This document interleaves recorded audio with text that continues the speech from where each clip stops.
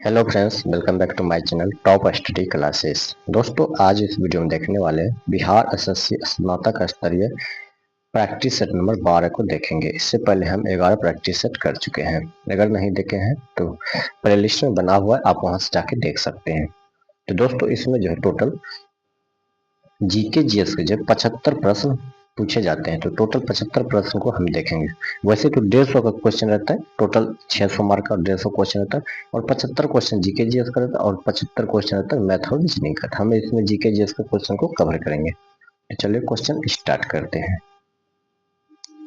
दोस्तों, पीडीएफ के लिए टेलीग्राम ग्रुप ज्वाइन करें, जिसका लिंक डिस्क्रिप्शन में दिया हुआ है। पहला क्वेश्चन हो जाएगा, सिंधु घाटी सभ्यता का विस्तार के संबंध में निम्नलिखित कथनों पर विचार करें। सिंधु घाटी सभ्यता के विस्तार के संबंध में निम्नलिखित कथनों पर विचार करें। तो इसका जो है उत्तर में इसका विस्तार जम्मू कश्मीर से मांडा तक है। तो ये कौन सा कथन सत्य है? ये सही है। दक्षिण में इसका विस्तार नर्मदा नदी के मुहाने तक है। ये भी सही है। पश्चिम में इसका विस्तार बलूचिस्तान के मकरान तक है। ये भी सही है। पूर्व में इसका विस्तार गंगा घाटी तक है। ये गलत है। पूर्व में जो है ये गंगा घाटी तक नहीं है। पूर्वी सीमा में अलीमगरीपुर, मेरठ, उत्तर प्रदेश, हिंडन नदी तक है। तो इसका जो राइट आंसर हो जाएगा, क्या हो जाएगा? तो ये हो जाएगा ऑप्शन नंबर बी, इसका करेक्ट आंसर हो जाएगा। 1 2 3 इसका राइट आंसर हो जाएगा। नेक्स्ट क्वेश्चन हो जाएगा, उत्तर भारत में मौर्यों के सबसे महत्वपूर्ण देशी उत्तराधिकारी कौन हुए? तो देशी उत्तराधिकारी जो हुए वो हुए शुंग वंश के शासक। शुंग वंश के शासक, ऑप्शन ए याद रखिए, शुंग वंश के शासक इसका राइट आंसर हो जाएगा। उत्तर भारत में मौर्य के सबसे महत्वपूर्ण देशी उत्तराधिकारी शुंग और उसके बाद कनब हुए थे। शुंग वंश का स्थापना 185 ईसा पूर्व में हुआ था। इसको में पुष्यमित्र शुंग ने किया था। किसने किया था? तो पुष्यमित्र शुंग के द्वारा जो है शुंग वंश की स्थापना किया गया था। पुष्यमित्र शुंग ने मौर्य वंश के अंतिम शासक विदर्थ की हत्या करके शुंग वंश की स्थापना किया था। शुंग वंश की उत्पत्ति के बारे में कोई निश्चित जानकारी नहीं है।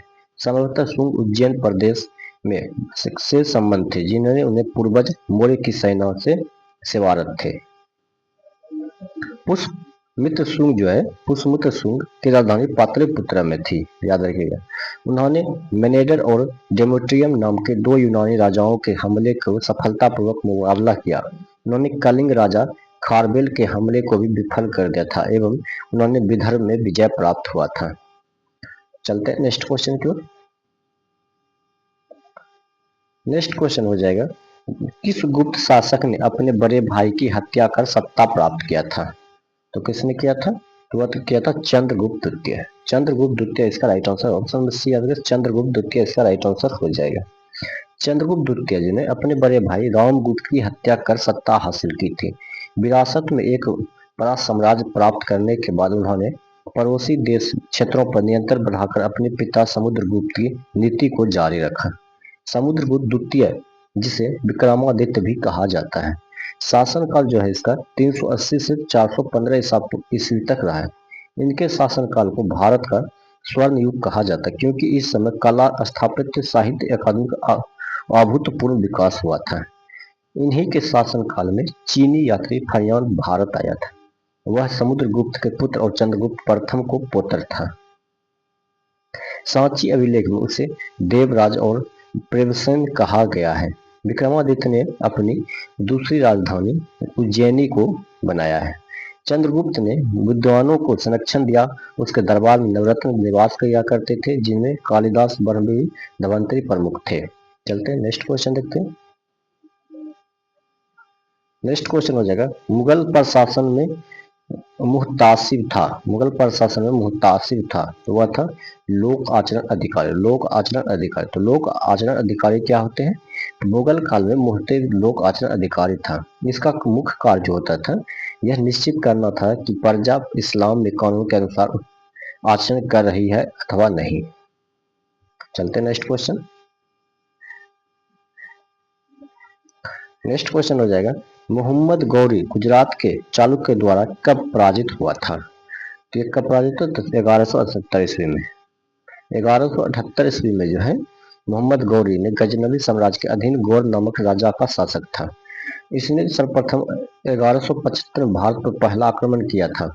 इसने दूसरा आक्रमण 1178 ईस्वी में गुजरात के चालुक्य के खिलाफ किया है, जिससे इसे हार की सामना करना पड़ा था। गौरी का शासनकाल में ही सिक्कों पर देवी लक्ष्मी का चित्रण किया गया था।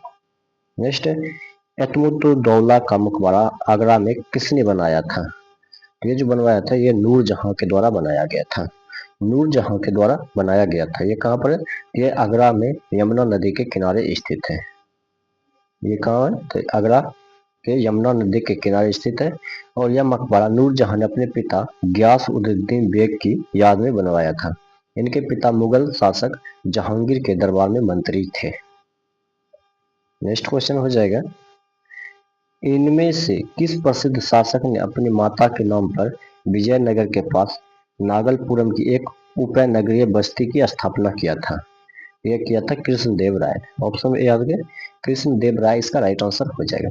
कृष्णदेव राय विजयनगर साम्राज्य के तुलुक वंश के सबसे प्रतापी शासक था। उन्होंने आंध्र भोज की उपाधि से भी जाना जाता है।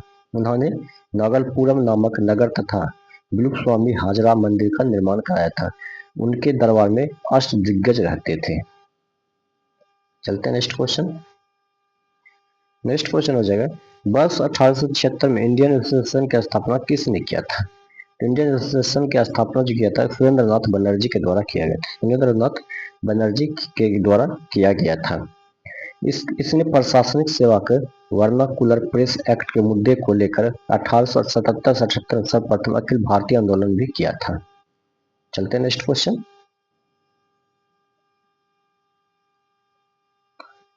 नेक्स्ट क्वेश्चन हो जाएगा, किस अधिनियम के बारे में जवाहरलाल नेहरू ने कहा था कि हमें एक ऐसी कार दी गई थी जिसमें सब ब्रेक थे किंतु इंजन नहीं था? तो यह किया था 1935 अधिनियम। 1935 अधिनियम इसका राइट आंसर हो जाएगा। 1935 भारत सरकार अधिनियम के जवाहरलाल नेहरू ने कहा था यह एक ऐसी कार है जिसमें ब्रेक तो है परंतु इंजन नहीं। यह अधिनियम भारत में संघीय व्यवस्था पर जोर दिया लेकिन भारत की स्वतंत्रता के विषय में मौन रहा। इसके कारण भारतीय द्वारा इसकी आलोचना की गई थी। चलते हैं नेक्स्ट क्वेश्चन। नेक्स्ट हो जाएगा, बंगाल में द्विशासन प्रणाली किसके द्वारा लागू किया गया था? तो रॉबर्ट क्लाइव के द्वारा किया गया था। रॉबर्ट क्लाइव, ऑप्शन में रॉबर्ट क्लाइव के द्वारा किया गया था। रॉबर्ट क्लाइव द्वारा वर्ष 1765 ईस्वी में बंगाल में द्विशासन प्रणाली लागू किया गया था। इसे 1772 वारेन हेस्टिंग्स द्वारा समाप्त कर दिया गया था। इसके तहत अधिकार अंग्रेजों ने अपने पास रखे तथा कर्तव्य भारतीयों पर थोप दिए। वारेन हेस्टिंग्स बंगाल के पहले गवर्नर जनरल थे। ये एकमात्र गवर्नर जनरल है जिन पर महाभियोग का मुकदमा चला था। चलते हैं नेक्स्ट क्वेश्चन। नेक्स्ट क्वेश्चन हो जाएगा, काकोरी ट्रेन डकैती कांड में किन क्रांतिकारियों को फांसी सजा दी गई थी? तो किसको दी गई? तो राम प्रसाद बिस्मिल और अशफाक उल्लाह को। ऑप्शन नंबर ये इसका करेक्ट आंसर हो जाएगा। 9 अगस्त 1925 ईस्वी को लखनऊ के पास काकोरी में ट्रेन डकैती की घटना को काकोरी षड्यंत्र कहा गया है। ट्रेन में से खजाना लूटकर हथियार खरीदने की योजना बनाई गई थी। इस लूटकांड में राम प्रसाद बिस्मिल, आसफ उल्लाह आदि को फांसी की सजा दी गई है। चलते हैं नेक्स्ट क्वेश्चन। नेक्स्ट क्वेश्चन हो जाएगा, ठगों को उन्मूलन किसके नेतृत्व में हुआ था? ठगों का उन्मूलन किसके नेतृत्व में हुआ था? तो कैप्टन स्लीमैन। कैप्टन स्लीमैन के नेतृत्व में हुआ था। ठग वंशानुगत क्रूर हत्यारे एवं लुटारे थे। विलियम बेंटिक के समय ठगों का उन्मूलन किया गया था। ठगों का उन्मूलन कैप्टन स्लीमैन के नेतृत्व में कठोर अभियान चलाकर किया गया था। नेक्स्ट क्वेश्चन हो जाएगा, 1929 में कांग्रेस अधिवेशन में पूर्ण स्वराज का पताका किसने उठाया था? तो पूर्ण स्वराज का पताका जो उठाया था वह उठाया था पंडित जवाहरलाल नेहरू। ऑप्शन में बी आते पंडित जवाहरलाल नेहरू, इसका राइट आंसर हो जाएगा। तो इस अधिवेशन की अध्यक्षता पंडित जवाहरलाल नेहरू के द्वारा किया गया था। जवाहरलाल नेहरू ने 31 दिसंबर 1929 को रावी नदी के तट पर भारतीय झंडा तिरंगा को फहराया था। जवाहरलाल नेहरू को समाजवाद का प्रखर समर्थक माना जाता है। इस अधिवेशन में प्रथम स्वतंत्रता दिवस 26 जनवरी 1930 ईस्वी को मनाने की घोषणा किया था। नेक्स्ट क्वेश्चन हो जाएगा, जलोढ़ मृदा के समय नीचे दिए गए कथनों पर विचार करें और सत्य कथन को चयन करें। तो कौन सा हो जाएगा? तो यह मृदा निक्षेपित है, ये तो सही है। इस मृदा में पोटास की मात्रा कम और फास्फोरस की मात्रा अधिक पाई जाती है, ये गलत है। वांगड़ मृदा नदियों द्वारा लाई गई पुराने जलोढ़ से बनी है, ये सही है। तो कौन सा हो जाएगा? तो इसका जो राइट आंसर हो जाएगा सी नंबर हो जाएगा, 1 और 3 इसका करेक्ट आंसर हो जाएगा। नेक्स्ट है, पृथ्वी की आंतरिक संरचना की जानकारी प्राप्त करने के लिए निम्न में से कौन सा स्रोत अप्रत्यक्ष स्रोतों में शामिल है? तो कौन सा हो जाएगा?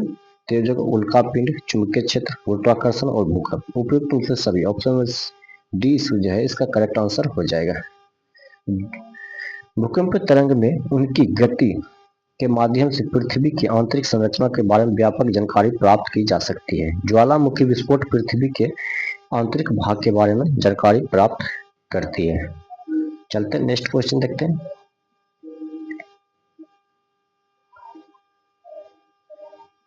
नेक्स्ट क्वेश्चन हो जाएगा, पावनों के द्वारा निर्मित अष्टारूप में प्राकृतिक संबंध में कौन सा कथन सही नहीं है?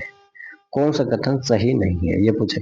तो बालू से निर्मित टीले कटक और छोटी पहाड़ियों के रूप में होते हैं, ये तो सही कथन दिया गया है। बरखौन एक बालू की टीला होता है जो गोलाकार स्वरूप का होता है, ये गलत है।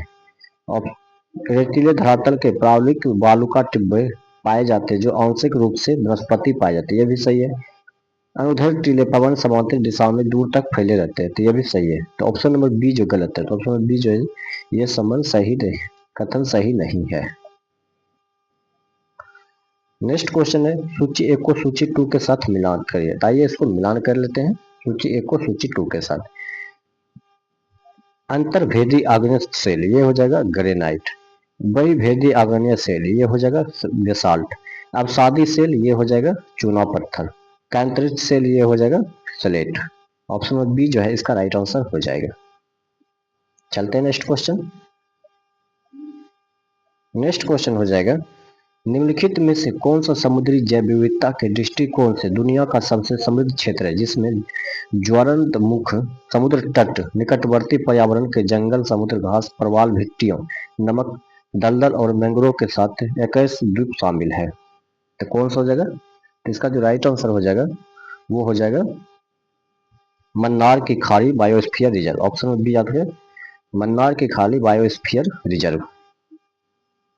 नेक्स्ट क्वेश्चन हो जाएगा, खनिज और जीले के निम्न जोड़ों में से कौन सा जोड़ा सही है? खनिज और जीले में से निम्न में से कौन सा जोड़ा सही है? तो ये हो जाएगा limestone Kaimur, limestone Kaimur. Option में ये इसका राइट आंसर जो लाइम स्टोन केमुर इसका करेक्ट आंसर हो जाएगा। नेक्स्ट, भारत में चंद्रा और भागा नदियों किस क्षेत्र में बहती है? तेजबती, स्पीति।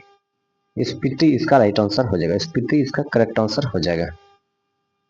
कहाँ पर है? तो चंद्रा और भागा नदियों भारत में हिमाचल प्रदेश के लाहौल और स्पीति जिले में प्रभावित होती है। चलते हैं नेक्स्ट क्वेश्चन देखते हैं। नेक्स्ट क्वेश्चन हो जाएगा, निम्नलिखित में से किस संवैधानिक संशोधन अधिनियम द्वारा मंत्रिपरिषद की संख्या लोकसभा के कुल सदस्यों के 15% की सीमा तक निर्धारित की गई है? ये जो किया गया, ये किया गया 51वां संवैधानिक संशोधन अधिनियम 2003। ऑप्शन नंबर सी जो है इसका करेक्ट आंसर हो जाएगा। नेक्स्ट क्वेश्चन हो जाएगा, अंडमान व निकोबार द्वीप समूह किस उच्च न्यायालय के अधीन आता है? फिर जो अधीन आता है ये आता है कोलकाता, कलकत्ता इसका राइट आंसर हो जाएगा। ऑप्शन बी जो है इसका करेक्ट आंसर हो जाएगा। अंडमान निकोबार द्वीप समूह कलकत्ता उच्च न्यायालय के अधीन कार्यरत है। दादरा और नागर हवेली और दामन द्वीप बम्बई उच्च न्यायालय के अधीन आते हैं। लक्षद्वीप केरल उच्च न्यायालय के अधीन आता है और पुडुचेरी मद्रास उच्च न्यायालय के अधीन आता है। चलते हैं नेक्स्ट क्वेश्चन।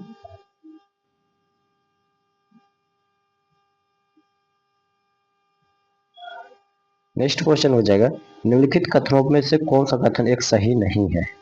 सही नहीं, सर्वोच्च न्यायालय का गठन 1950 में हुआ था, तो ये तो सही है। सर्वोच्च न्यायालय के देश में उच्चतम अदालत है जिसमें अपील की जाती है, ये भी सही है। सर्वोच्च न्यायालय कोर्ट मार्शल को छोड़कर किसी भी उच्च न्यायालय अदालतों को सुनवाई कर सकता है, ये गलत है।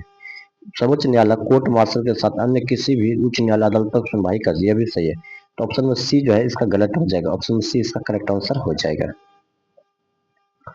नेक्स्ट क्वेश्चन हो जाएगा, 104वां संविधान संशोधन अधिनियम के संबंध में कौन सा कथन सही दिया गया है?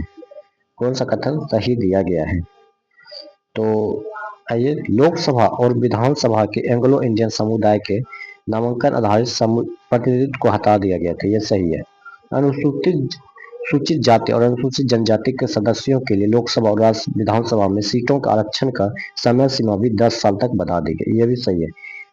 ईडब्ल्यूएस समुदाय के लिए 10% आरक्षण संबंधित है, ये गलत है। तो कौन सा कथन सही है? तो ए और बी जो है इसका राइट आंसर हो जाएगा, डी नंबर राइट आंसर हो जाएगा, ए और बी। प्रथमतः प्रथमतः आपात स्थिति में घोषणा कितने समय काल के लिए सीमित की जा सकती है? ये की जा सकती है 6 महीने के लिए, 6 महीने इसका बहुत राइट आंसर हो जाएगा। संविधान के अनुच्छेद 352 में बाह्य आक्रमण की स्थिति में आपातकाल का उल्लेख किया गया है। आपातकाल की घोषणा एक बार संसद द्वारा अनुमोदित होने पर आपातकाल 6 माह की अवधि के लिए लागू किया जा सकता है। नेक्स्ट है, संविधान सभा के सदस्यों के अनुसूचित जनजाति के सदस्य की संख्या कितनी होती है? तो यह होती है, कितनी होती है? तो यह होती है 33। ऑप्शन में सी याद कर, इसका राइट आंसर है 33।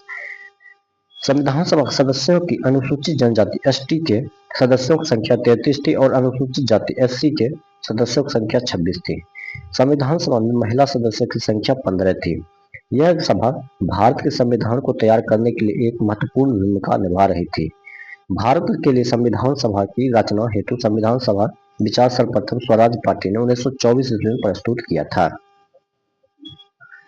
नेक्स्ट क्वेश्चन हो जाएगा, 1946 ईस्वी में गठित अंतरिम सरकार के मंत्रिमंडल में श्रम विभाग किसे सौंपा गया था?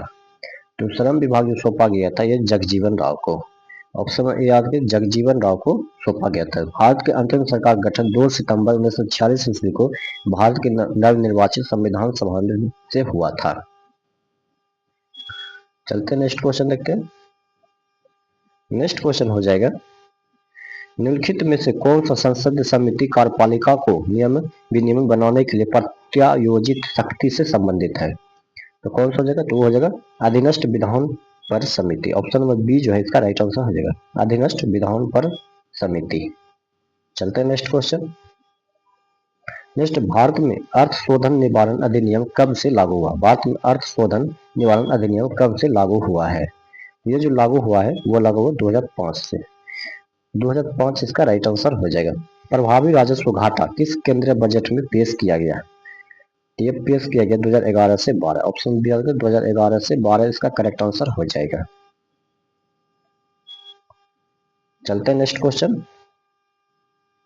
नेक्स्ट क्वेश्चन हो जाएगा, भारतीय जीवन बीमा निगम की स्थापना कब की गई थी? भारतीय जीवन बीमा निगम की स्थापना कब किया गया था? तो यह किया गया था 1956 में। ऑप्शन में ए याद करें, 1956 इसका राइट आंसर हो जाएगा। भारतीय जीवन बीमा निगम भारत की सबसे बड़ी बीमा कंपनी जिनकी स्थापना 1956 ईस्वी में हुई थी, इसका मुख्यालय मुंबई में स्थित है। चलते हैं नेक्स्ट क्वेश्चन। नेक्स्ट, निम्नलिखित कथनों पर विचार करें और अनौपचारिक क्षेत्रों के परिस्थितियों की सही विशेषताओं का चयन करें। तो आइए सही विशेषताओं का चयन करते हैं। अपने श्रमिकों के लिए अनियमित वेतन, ये तो सही है। श्रमिकों के लिए कोई सामाजिक सुरक्षा नहीं, ये भी सही है। निम्न तकनीक, ये भी सही है। खातों का व्यवस्थित रख रखाव, ये भी सही है। तो उपयुक्त में से सभी इसका राइट आंसर हो जाएगा। तो उपयुक्त में से सभी, ऑप्शन नंबर डी जो है इसका करेक्ट आंसर हो जाएगा। चलते हैं नेक्स्ट क्वेश्चन। नेक्स्ट क्वेश्चन, निम्नलिखित में से कौन सा एंटीवायरस सॉफ्टवेयर है? तो एंटीवायरस सॉफ्टवेयर जो है वो कौन सा हो जाएगा? तो वो हो जाएगा नॉर्टन। ऑप्शन में बी जो है इसका करेक्ट आंसर हो जाएगा। नॉर्टन जो है ये का एक एंटीवायरस सॉफ्टवेयर है। चलते हैं नेक्स्ट क्वेश्चन। इंटरनेट का उपयोग करने के लिए निम्नलिखित में से किसकी आवश्यकता होती है? तो ये होती है आईपी एड्रेस का। ऑप्शन में ए याद रखिए, आईपी एड्रेस इसका राइट आंसर हो जाएगा। नेक्स्ट क्वेश्चन है, इकोनॉमिक्स हिस्ट्री ऑफ इंडिया के लेखक निम्नलिखित में से कौन है? इकोनॉमिक हिस्ट्री ऑफ इंडिया लेखक के निम्नलिखित में से कौन है? वो हो जाएगा आरसी दत्त। ऑप्शन में ए याद रखिए, आरसी दत्त इसका राइट आंसर हो जाएगा। Essay on Indian economy MG Ranade के द्वारा लिखा गया है। Economic history of India RC Dutt के द्वारा लिखा गया है। सर्वोदय योजना जेपी नारायण के द्वारा लिखा गया। गांधीयन प्लान ये एसएन अग्रवाल के द्वारा लिखा गया है। नेक्स्ट, प्रोजेक्ट टाइगर का शुरुआत कब हुई थी? तो प्रोजेक्ट टाइगर का शुरुआत जो हुआ था 1973 ईस्वी में हुआ था। प्रोजेक्ट टाइगर विश्व के बेहतरीन वन्य जीव परियोजनाओं में से एक है और इसकी शुरुआत 1973 में हुई थी। भारत और नेपाल दुनिया के 2/3 बाघों के आवास का उपलब्ध करवाते हैं। चलते हैं नेक्स्ट क्वेश्चन की ओर। नेक्स्ट क्वेश्चन हो जाएगा, अंतर्राष्ट्रीय दूरसंचार संघ का मुख्यालय कहाँ स्थित है? तो अंतर्राष्ट्रीय दूरसंचार संघ का मुख्यालय जो है जेनेवा में स्थित है। जेनेवा ऑप्शन में डी याद कर सकते हैं, जेनेवा इसका करेक्ट आंसर हो जाएगा। कृषि मूल्य आयोग की स्थापना कब की गई थी? कृषि मूल्य आयोग की स्थापना कब की गई थी? तो 1965 में। 1965 इसका राइट आंसर हो जाएगा। कृषिगत उपजों की कीमत पर सरकार का सलाह देने के उद्देश्य से 1965 में कृषि मूल्य आयोग की स्थापना की गई थी। बस 1985 में कृषि मूल्य आयोग का नाम बदलकर कृषि लागत और मूल्य आयोग कर दिया गया था। चलते हैं नेक्स्ट क्वेश्चन देखते हैं। वातावरण के जैविक एवं अजैविक घटकों के अंतःक्रिया से विकसित तंत्र को क्या कहते हैं? तो इसे जो कहा जाता है, इसे क्या कहते हैं? इसे पारिस्थितिकी तंत्र कहते हैं। पारिस्थितिकी ऑप्शन सी है, पारिस्थितिकी तंत्र कहा जाता है। राष्ट्रीय उपभोक्ता दिवस कब मनाया जाता है? तो राष्ट्रीय उपभोक्ता दिवस जो मनाता है वह कब मनाया जाता है? तो यह मनाया जाता है 24 दिसंबर को। ऑप्शन डी आपका 24 दिसंबर को राष्ट्रीय उपभोक्ता दिवस मनाया जाता है। यह दिवस उपभोक्ता आंदोलन के अवसर प्रदान करता है और इसके महत्व को उजागर करता है। इसके साथ ही उपभोक्ता को अपने अधिकारों और जिम्मेदारियों के प्रति जागरूकता करने की प्रेरणा देते हैं। राष्ट्रीय उपभोक्ता दिवस 2025 के थीम डिजिटल न्याय माध्यम से कुशल और त्वरित निस्तारण था। चलते हैं नेक्स्ट क्वेश्चन।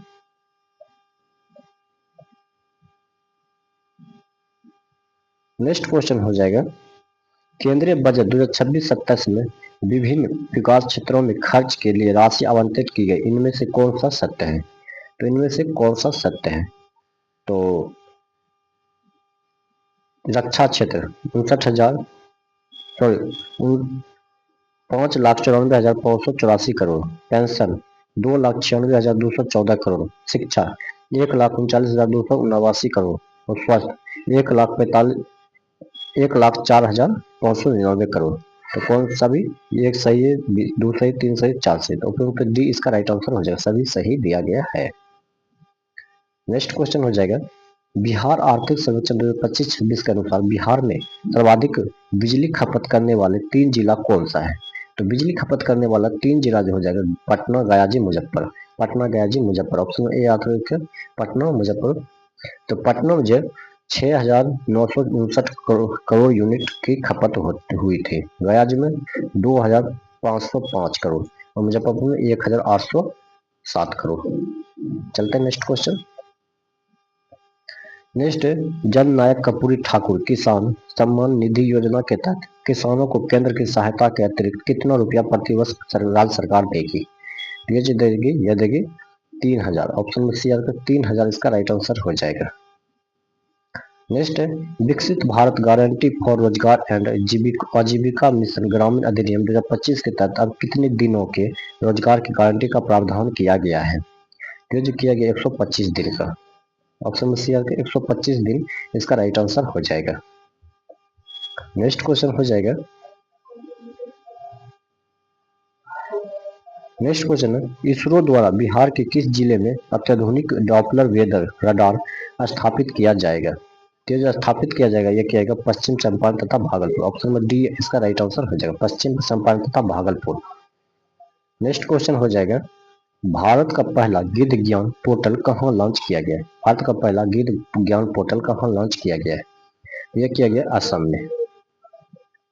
भारत का पहला ऑनलाइन गिद्ध ज्ञान पोर्टल द वल्चर नेटवर्क 2 सितंबर 2025 को असम के अंतर्राष्ट्रीय गिद्ध जागरूकता दिवस के अवसर पर लॉन्च किया गया है। यह पोर्टल गिद्ध संरक्षण के लिए वैज्ञानिक जानकारी, जागरूकता सामग्री और समुदाय भागीदारी को बढ़ावा देने के लिए डिजाइन किया गया है।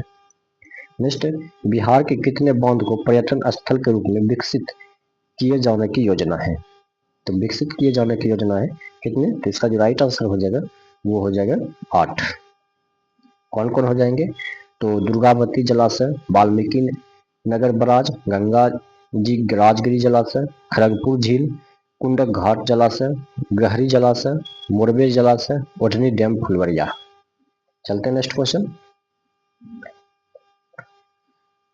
नेक्स्ट वर्तमान में भारत की सबसे तेज परिचालन ट्रेन कौन सी है? तो नमो भारत। नमो भारत ऑप्शन में ए आता है, नमो भारत इसका राइट आंसर हो जाएगा। चलते हैं नेक्स्ट क्वेश्चन। नेक्स्ट क्वेश्चन हो जाएगा 22 मार्च 2026 को बिहार का कौन सा स्थापना दिवस मनाया गया है? ये जो मनाया गया है ये 114वां स्थापना दिवस मनाया, ऑप्शन बी आगे 114वां इसका मनाया गया है। इसका थीम क्या था? उन्नत बिहार उज्जवल बिहार। इसका थीम क्या था? उन्नत बिहार उज्जवल बिहार। नारियल उत्पादन में विश्व का नंबर 1 एक देश कौन सा बन गया है? तो वो बन गया भारत। ऑप्शन में ए आगे भारत इसका राइट आंसर हो जाएगा। नेक्स्ट क्वेश्चन हो जाएगा वह कौन सी प्रक्रिया है जिसके द्वारा कोई वस्तु कुछ रंगों के प्रकाश को अवशोषित करके और दूसरों को परावर्तित करती है? तो कौन सी प्रक्रिया हो जाएगा? तो वो जाएगा परावर्तन। परावर्तन ऑप्शन बी आ जाएगा, परावर्तन इसका राइट आंसर हो जाएगा। चलते हैं नेक्स्ट क्वेश्चन। नेक्स्ट है निम्नलिखित में से कौन सा ऊष्मीय विस्तार थर्मल एक्सपेंशन का उदाहरण है? थर्मल एक्सपेंशन का उदाहरण है कौन सा हो जाएगा? तो हवा से भरे जाने पर एक गुब्बारा फैलता है, ये तो सही है। एक धातु को क्षण गर्म होने पर फैलती है, ये भी सही है। नरम गर्म होने पर एक तरल उगलता है, ये गलत है। तो ए प्लस बी इसका राइट आंसर हो जाएगा। नेक्स्ट क्वेश्चन हो जाएगा सेल्सियस तापमान पैमाना किस पर आधारित है? सेल्सियस तापमान पैमाना किस पर आधारित है? तो ये जो आधारित है यह किस पर है? तो यह है पानी के क्वथनांक और हिमांक पर। पानी के क्वथनांक और हिमांक ऑप्शन ए इसका राइट आंसर हो जाएगा। पानी के क्वथनांक और हिमांक पर इसका करेक्ट आंसर हो जाएगा। चलते हैं नेक्स्ट क्वेश्चन। नेक्स्ट है जब पानी को गर्म किया जाता है तो आम तौर पर इसके आयतन का क्या होता है? तो इसके आयतन बढ़ता है, यह बढ़ता है। ऑप्शन में ए इसका राइट आंसर है, इसका आयतन बढ़ जाता है। नेक्स्ट है निम्नलिखित में से कौन सा एक कारक नहीं है जो तरंग की गति को प्रभावित करता है? तो वह है तरंग का आयाम। ऑप्शन में सी आगे तरंग का आयाम इसका करेक्ट आंसर हो जाएगा। नेक्स्ट क्वेश्चन हो जाएगा निम्नलिखित में से किस तरंग के अनुदैर्ध्य लॉन्गिट्यूडिनल और अनुप्रस्थ ट्रांसवर्स गति का संयोजन है? तो कौन सा हो जाएगा? तो वो हो जाएगा सबसे इसका जो राइट आंसर जो वो हो जाएगा सतही तरंग। ऑप्शन में सी आएगा सतही तरंग इसका करेक्ट आंसर हो जाएगा। नेक्स्ट क्वेश्चन हो जाएगा एक ट्रांसफार्मर किसके साथ कार्य करता है? एक ट्रांसफार्मर किसके साथ कार्य करता है? तो वह करता है प्रत्यावर्ती धारा। ऑप्शन भी आएगा प्रत्यावर्ती धारा। एक ट्रांसफार्मर किसके साथ? प्रत्यावर्ती धारा इसका राइट आंसर हो जाएगा। नेक्स्ट क्वेश्चन हो जाएगा जब वायु को गर्म किया जाता है तो निम्न में से कौन सा कथन सत्य होगा? जब वायु को गर्म किया जाता है तो निम्न में कौन सा कथन सत्य होगा? तो वो होगा गर्म और हल्का। ऑप्शन में ए गर्म और हल्का। ऑप्शन में ए इसका राइट आंसर हो जाएगा गर्म और हल्का। नेक्स्ट क्वेश्चन हो जाएगा विद्युत जनरेटर मूल रूप से किस सिद्धांत पर कार्य करता है? विद्युत जनरेटर मूल रूप से किस सिद्धांत पर कार्य करता है? तो वह जो कार्य करता है वो करता है चुंबकीय प्रेरण पर। ऑप्शन नंबर 4 केवल सी इसका राइट आंसर है, चुंबकीय प्रेरण पर कार्य करता है। नेक्स्ट क्वेश्चन हो जाएगा हाइड्रोजन एवं हीलियम गैसों के बीच निम्नलिखित में अंतरों पर विचार करें। निम्नलिखित विचारों पर विचार करना है। तो हीलियम एक और कौन सा कथन सही है? हीलियम एक और ज्वलनशील गैस जबकि हाइड्रोजन गैस एक अत्यधिक ज्वलनशील गैस है, ये तो सही है। हीलियम हाइड्रोजन गैस से हल्की, ये गलत है। हीलियम और हाइड्रोजन भूमिगत रेडियोधर्मी तत्व से उत्सर्जित, ये भी गलत है। तो केवल एक ऑप्शन में ये इसका करेक्ट आंसर हो जाएगा। चलते हैं नेक्स्ट क्वेश्चन।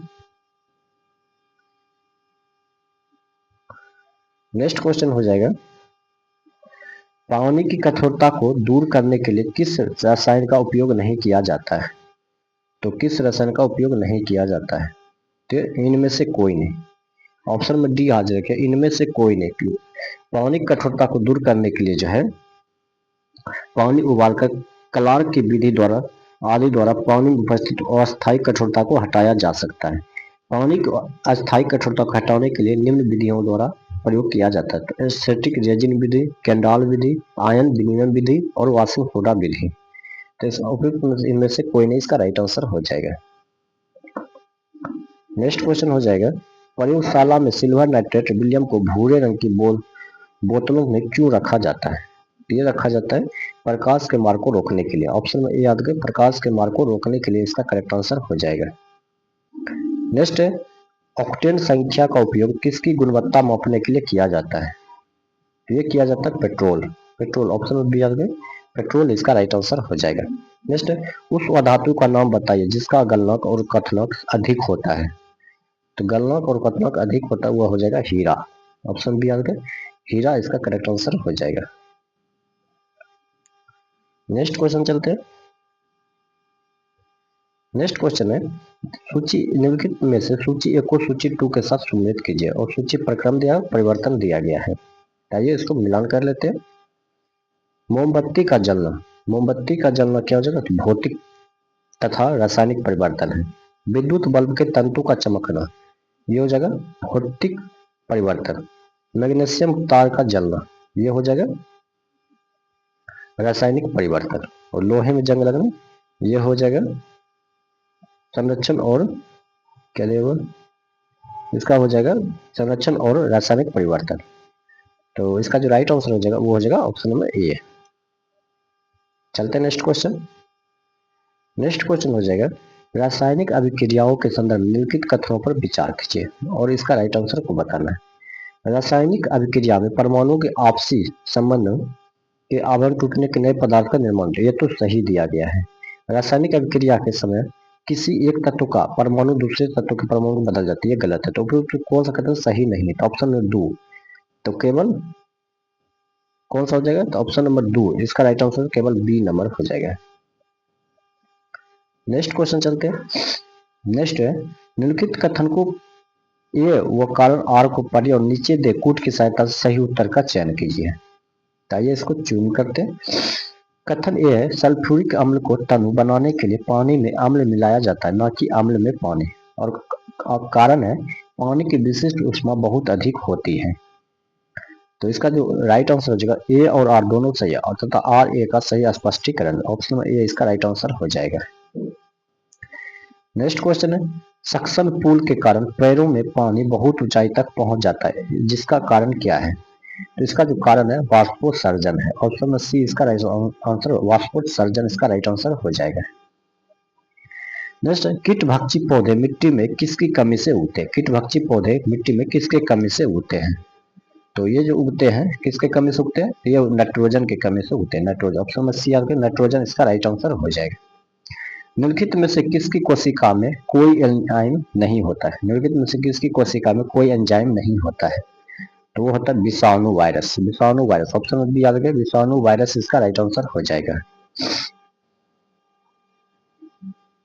नेक्स्ट क्वेश्चन हो जाएगा केंद्रक के अलावा कोशिका, केंद्रक के अलावा कोशिका के वह भाग जिसमें डीएनए राइबोसोम होते हैं इस प्रकार के वह अपना स्वयं का प्रोटीन बना सकता है, वह क्या कहलाता है? तो वह जो कहलाता है माइटोकॉन्ड्रिया कहलाता है। ऑप्शन में डी याद करें, माइटोकॉन्ड्रिया कहलाता है। नेक्स्ट निम्नलिखित में से कौन WBC का सबसे अधिक मात्रा में पाए जाने वाला कोशिका है? तो कौन सा हो जाएगा? तो वो हो जाएगा न्यूट्रोफिल। न्यूट्रोफिल इसका राइट आंसर हो जाएगा। नेक्स्ट पाचन तंत्र में अग्नाशय का क्या कार्य है? पाचन तंत्र में अग्नाशय का क्या कार्य है? तो इसका जो कार्य हो जाएगा वो हो जाएगा रक्त शर्करा को स्तर को नियंत्रित करना। ऑप्शन में सी रक्त शर्करा के स्तर को नियंत्रित करना जो पाचन तंत्र अग्नाशय का कार्य हो जाता है। नेक्स्ट क्वेश्चन चलते हैं। निम्नलिखित में से कौन सा एक पादप उत्पाद नहीं है? पादप उत्पाद नहीं है तो कौन सा हो जाएगा? तो ये हो जाएगा सेक्रीन। ऑप्शन में बी याद कर, सेक्रीन जो है इसका राइट आंसर हो जाएगा। नेक्स्ट कोशिका सिद्धांत के बारे में निम्नलिखित में से कौन सा कथन सत्य है? तो ये हो जाएगा कोशिका सिद्धांत वायरस पर लागू नहीं होता। ऑप्शन में बी कोशिका सिद्धांत वायरस पर लागू नहीं होता।